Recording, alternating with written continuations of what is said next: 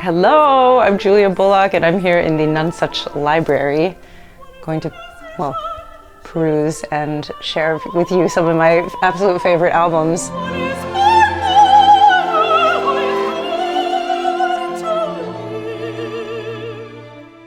We're going to start with the Gypsy Kings.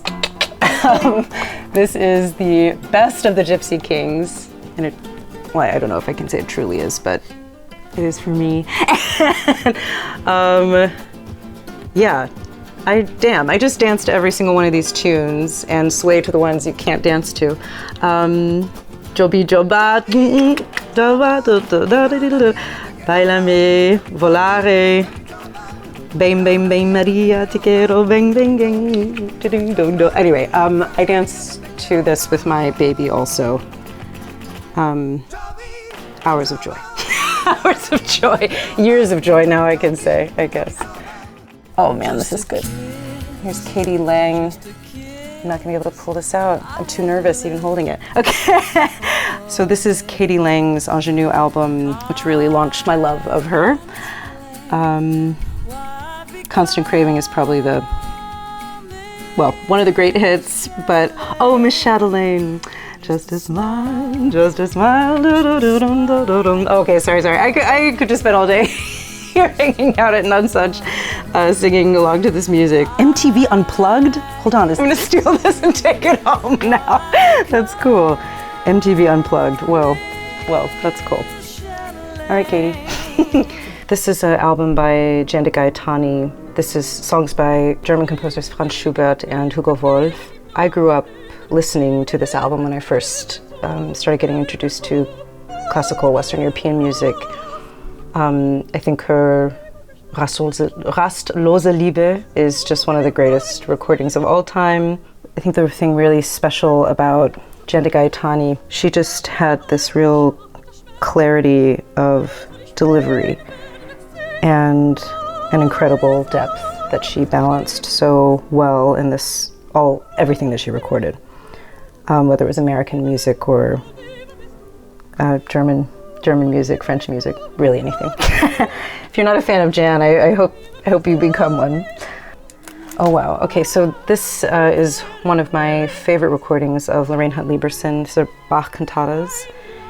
And yeah, Ich habe genug was sort of the hit on this, but honestly the whole album is so beautiful, and maybe in a similar way to DeGaetani, she had, in terms of values as a musician and vocalist, they're similar in a lot of ways, and I've learned from both of them and their recording histories. So it's yeah. Oh, here's Dawn Upshaw. This is her I Wish It So album, and Dawn is very special to me just personally because I went to her graduate vocal arts program at Bard College to get my master's of music.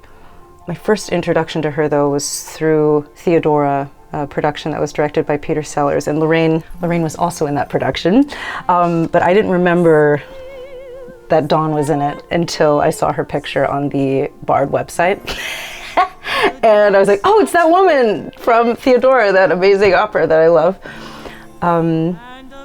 And anyway, I didn't start listening to a lot of her music actually until I started going to the program that she began at Bard in upstate New York.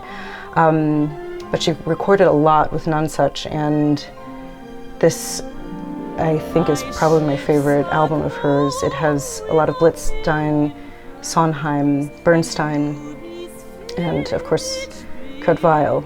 Yeah, Dawn's delivery of all of these musical theater tunes is just some of the best in the world. I think she just lays this stuff down brilliantly. And yeah, the title song on this, I Wish It So, just brings me tears to my eyes every time I listen to it within seconds. So, if we're staying on the classical music track, this is a really great album by Sanford Sylvan, and it's all Gabriel Fauré, French composer. Les Roses Disparats in this is, well, yeah, I don't know. I honestly just listened to everything that he recorded as well with any of these artists, but the kind of limpid quality of his singing, even as a baritone, is Irresistible. Irresistible. Ah, okay, sorry. I love the singer. I love the songwriter.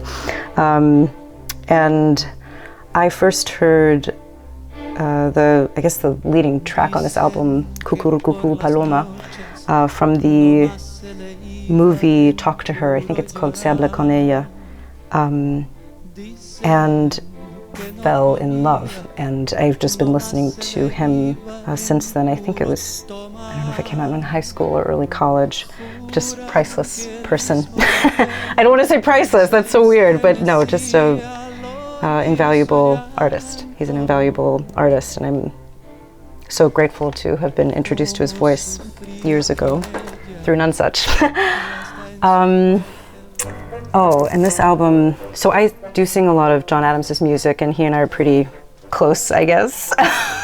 And yeah, I didn't want to share anything that I've recorded of his, or even any of his operas, but this film, I Am Love, one, the film is brilliant. The film is brilliant. But the music on it is truly transcendent. It's some of the favorite pieces of his that he wrote, and then the way that they accompanied all the visuals with these various pieces of John's is just ingenious, and I think opens up the music of John Adams with a real immediacy. Yeah, it's just also very sexy. Some of it's just very sexy. I Am Love. So good, so good. Okay, that's it.